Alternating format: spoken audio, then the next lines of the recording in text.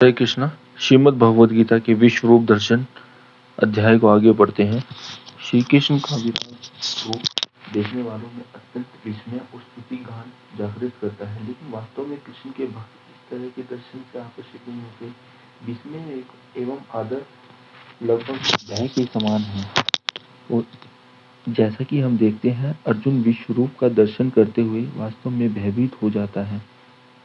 भय की स्थिति में भगवान से प्रेम का संबंध बढ़ाने की प्रेरणा नहीं होती। इसलिए जो भक्ति योग के मार्ग पर चलते हैं उनके लिए श्री कृष्ण का विश्व रूप महत्वपूर्ण नहीं है। यह केवल इतना ही दर्शाता है कि जब तक कोई विश्व रूप प्रदर्शित नहीं करे तब तक उसे भगवान के रूप में स्वीकार नहीं किया जाना चाहिए। वास्तव में श्री कृष्ण के अलग अलग अवतार है जो ब्रह्मांड में निर्धारित समय पर अवतरित होते हैं, और इनका उल्लेख जयदेव गोस्वामी द्वारा इस प्रकार किया गया है।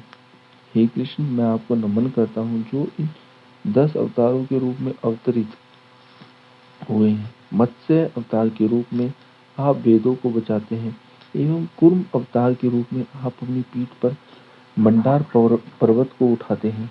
वराह अवतार के रूप में आप पृथ्वी को अपने दंत पे उठाते हैं, और नरसिंह अवतार के रूप में आप हिरण्यकश्यप दस्ते की छाती फाड़ते हैं। वामन के अवतार में दैत्यराज बलि से केवल 3 कदम भूमि का अनुरोध करके आप अपना आकार बढ़ाते हैं और उनका सारा ब्रह्मांड लेकर उन्हें छलते हैं। परशुराम के अवतार में आप सभी दुष्ट योद्धाओं का वध करते हैं, और रामचंद्र के रूप में आप राक्षसों के राजा रावण से युद्ध करते हैं। बलराम के रूप में आप एक हल धारण करते हुए जिसे आप दुष्टों पर विजय प्राप्त करते हैं और यमुना नदी को अपनी ओर खींचते हैं।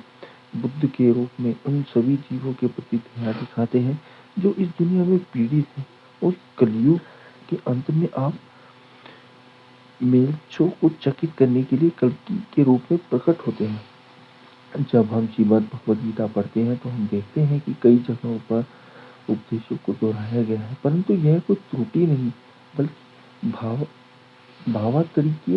भावातिरेक के कारण किया गया अलंकरण है। आचार्य बालदेव विद्याभूषण इस बात की पुष्टि करते हैं एवं भगवद गीता के प्रसिद्ध भाष्यकार श्री भक्ति वेदांत स्वामी प्रभुपाद ने श्लोक पर टिप्पणी करते हुए लिखते हैं, परम पुरुष भगवान के 6 ऐश्वर्य यानी महिमा के विस्तार की कोई सीमा नहीं है।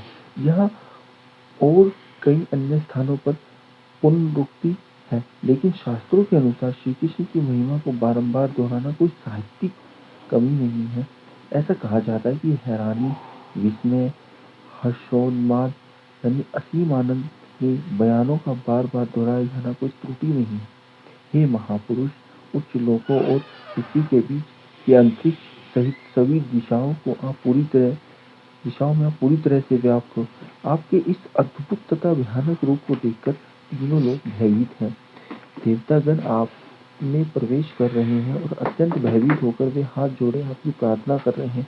महर्षियों तथा सिद्धों के समूह कल्याण हो कहकर चुनिंदा वैदिक स्तोत्रों का पाठ करते हुए आपकी स्तुति कर रहे हैं।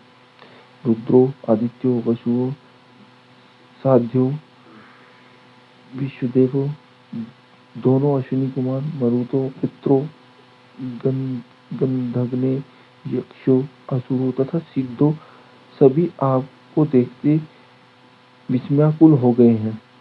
हे महाबाहो, आपके इन अनेक मुखों, नेत्रों, बाहुओं, पैरों, पादों, उदरों तथा अनेक दांतों वाले भयानक विराट रूप को देखकर देवतागण सहित सभी लोग एवं मैं भी व्याकुल हो गया हूँ। हे विष्णु, आकाश का स्पर्श करते आपका रूप नाना ज्योतिर्मय रंगों से युक्त आपके विशाल खुले मुखों और विशाल धधकती आंखों सहित देखकर मेरे अंदर कपकपी हो रही है, और मैं ना तो अपना मानसिक संतुलन बनाए रख पा रहा हूँ, ना मैं शांत हो पा रहा हूँ।